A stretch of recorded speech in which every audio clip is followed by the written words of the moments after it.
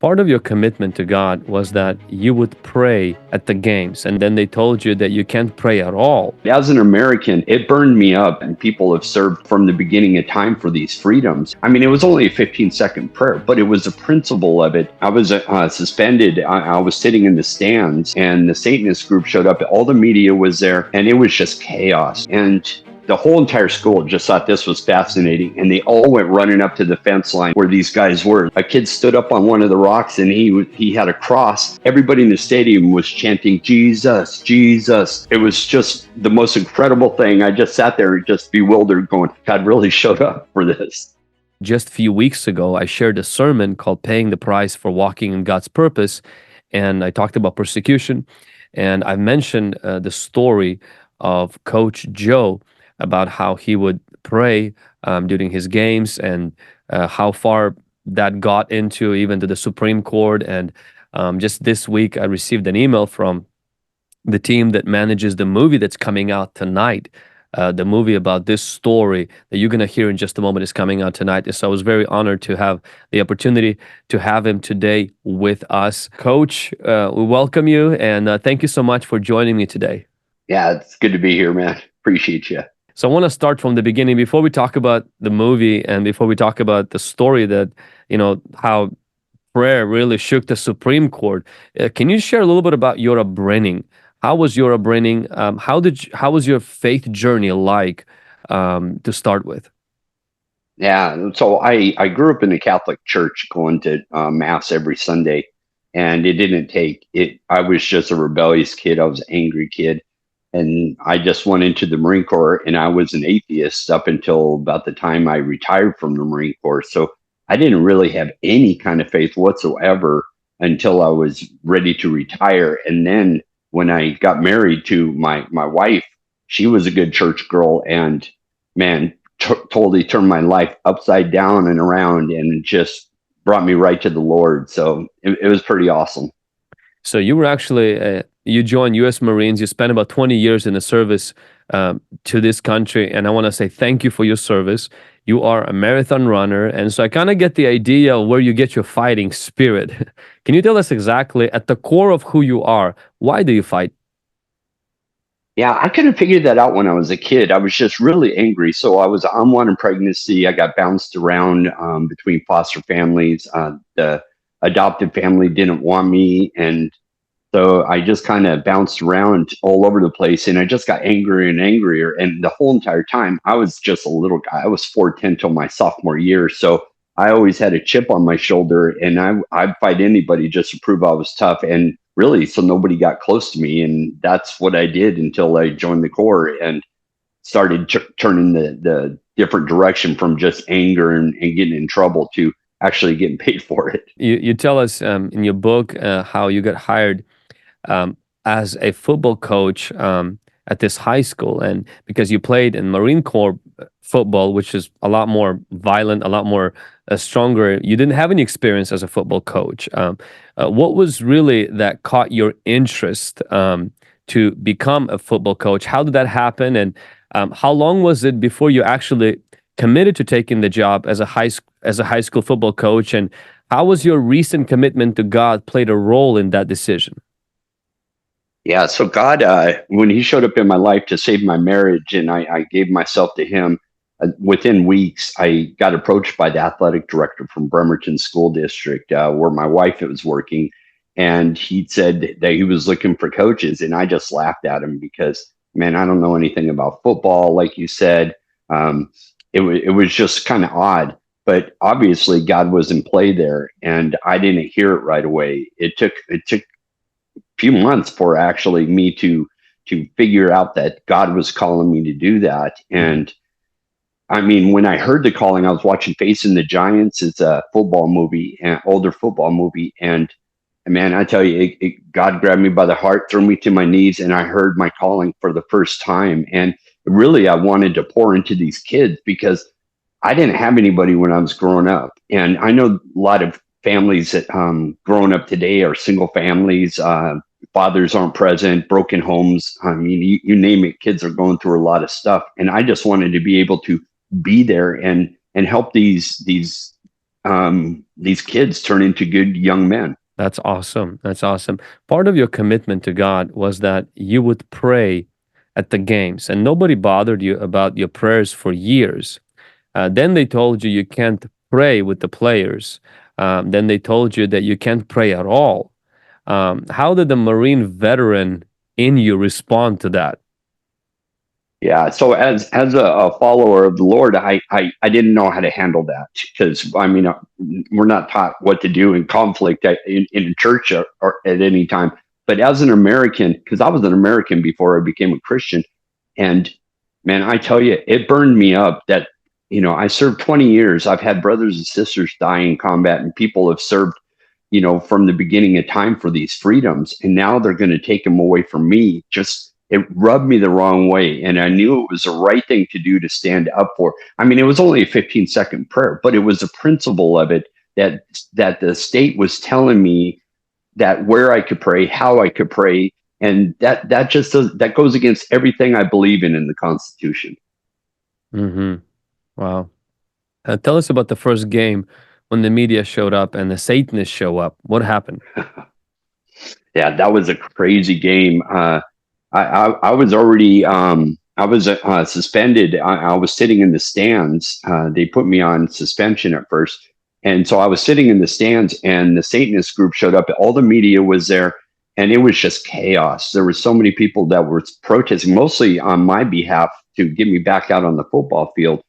But the Satanists showed up. I don't know, about a half dozen or so, and they were in the black robes. They had the goat horns and full makeup, and I mean, just it was crazy. And the coolest thing is that the whole entire school just thought this was fascinating, and they all went running up to the fence line where these guys were. It looked like something from Halloween, and just out of the blue, a kid stood up on one of the rocks, and he had a cross, and the whole entire crowd, everybody in the stadium was chanting Jesus, Jesus. It was just the most incredible thing. I just sat there just bewildered, going, wow, God really showed up for this. Wow, this is incredible. This is awesome. So you were technically not fired from your job. What did they do instead? Yeah. So what happens is every year we get our evaluations, and based on your evaluations, it says hire, do not rehire if I want to, coach again. So all of my marks that I've been scored so highly for doing the same thing, and nothing changed in what I was doing that year, but they marked me down as failing everything in all of my characteristics and coaching skills. And then on the top of it, they X'd do not rehire. And then in great big block letters, do not rehire, which is a death sentence. What are you going to do? You can't go back to coaching because they just ruined everything for the rest of my life in coaching there. Wow. That's really bad that they did that. So you go to the battle again. Now this time for your legal rights guaranteed to you by the Constitution. You swore to uphold and defend, which you spent 20 years doing that. For you, was this case ever about money? We know that you missed a number of years of salary. Did you fight to get your salary back? What motivated you in this legal conflict? It was really just the principle of it and doing the right thing. The only thing I ever asked for was to be able to be reinstated as a coach and to be able to exercise my First Amendment rights on the field after a football game. That was the only two things I asked for. I didn't receive any back pay. I didn't receive a nickel from anything. They had to pay lawyer fees to lawyers, but I don't see nothing. I gained absolutely nothing from it, except for the freedoms that Americans have, which is worth everything. Amen. That's right. Now, were the Bremerton High School football players ever coerced to pray? Was there any enticement, like your legal opponents claimed, pray to play? That was a real catchy phrase that they didn't start. So it took 7 years, or we lost 7 times in 8 years to go through the court system to the Supreme Court twice. And so I think it was the 6th try of me trying to fight the courts, the school district, somebody came up with pray to play. I mean, just out of the blue, they had different different narratives each time we went to court. It's funny if you look at the court documents because they said, "Oh, it's because I wasn't doing my job. Oh, it was because of this. It was because of that." But it was really catchy for them to pray to play. And I'm like, where did that come from? I mean, that was the dumbest thing I've ever heard in my life. And I was like, if that's the case, find a kid, find one kid. I coach there for 8 years. We got 60 kids on the team every year. Go find one out of that time. They couldn't even find a single person that ever even, I mean, that was ridiculous. It was just so bizarre, but it was catchy for them. Wow. Now, your wife actually worked for the school district in human resources. How did this legal case affect your marriage, and what did it mean to your marriage? Could you talk to your wife about this case? Well, we tried to talk about it. I couldn't talk to her from the legal aspect of it in our defense because she was an employee. She was actually the HR director. So she was in conflict of interest of everything that we were trying to do. So I couldn't talk to her legally about anything. And I didn't want to put her in that position. And then on the same time, the school district, because she's married to me, treated her the same way. We almost got divorced over this. We fought so much for the first 3 years. I was on my way out the door because she was just crying every day, and I was certain the woman I love more than anything in life. And I'm watching everything just destroying her. So it put her in the worst place possible. And that's when I really needed God to show up, is because I was losing everything, not just my job and all these court cases. I was losing the love of my life. And thank God you didn't lose her and you won. But what were some of the other toughest and most difficult moments for you that you remember from this case? Well, the first 4 years was the toughest because I had incoming freshmen. So the freshmen were turning sophomore, junior, senior. And the first 4 years, I would see these kids that I coached in the peewees, and they grew up with my kids playing in our yards and in our community. And I had to sit, I wasn't allowed to be there and help those kids. And I felt absolutely powerless.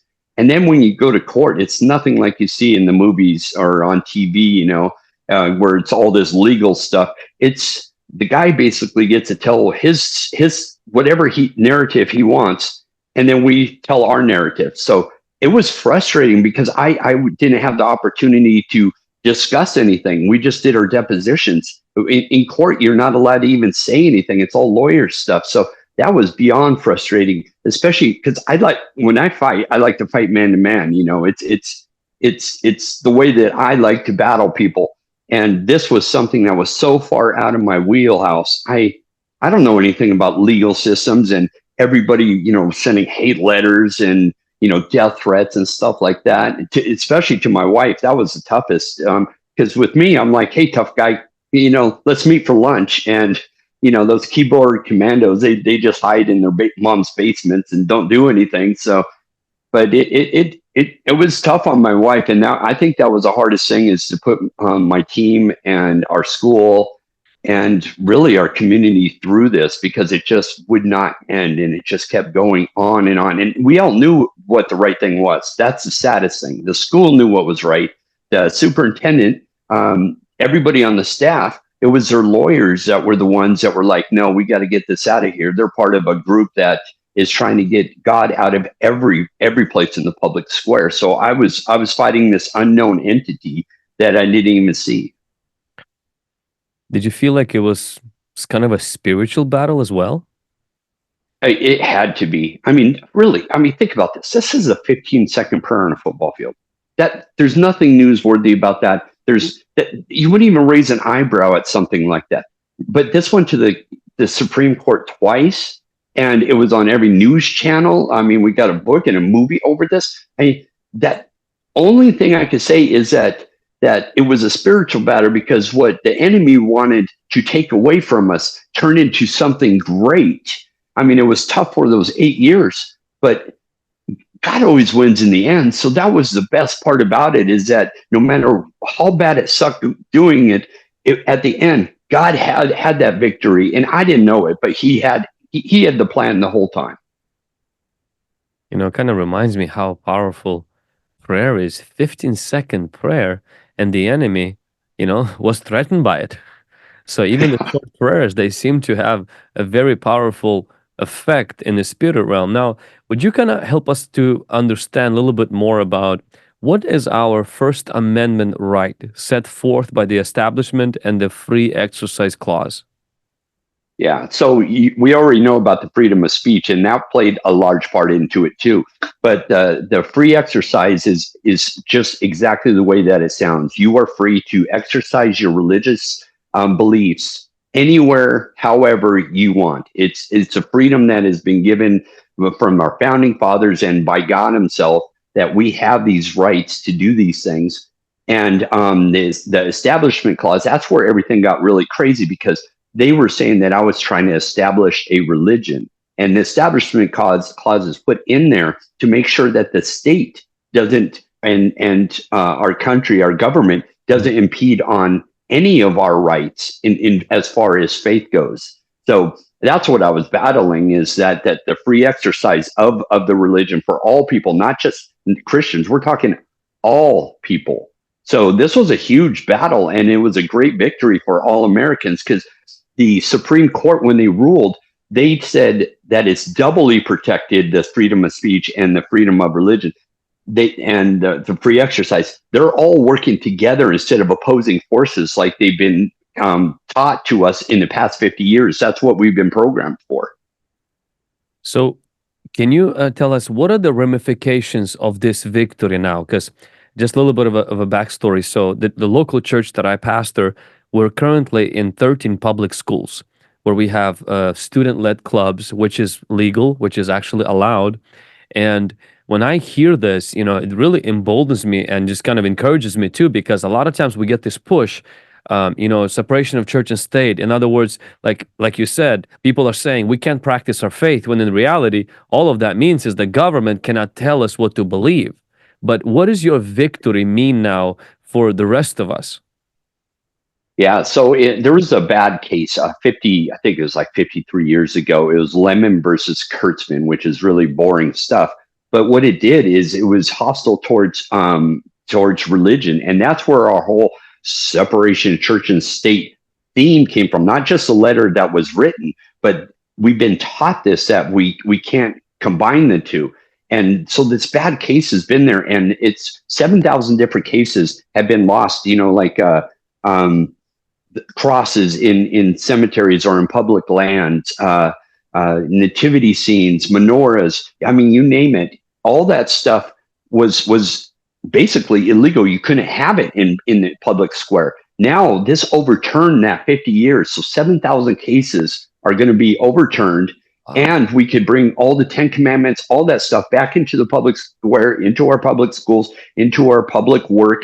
We have more religious freedom now than we've had in the past 50 years, all because of a simple 15-second prayer. That's just crazy. This is incredible. 7,000 cases that were lost. And now this 15-second prayer that provoked the enemy. I mean, witches started to come against Coach Joe for a simple prayer. He wasn't convincing anybody to pray. He wasn't making his players to pray. He was just praying there. And now that victory, what the enemy meant for evil, the Lord turned it for not only his good, but this victory now is affecting other people as well. Now, the film was made.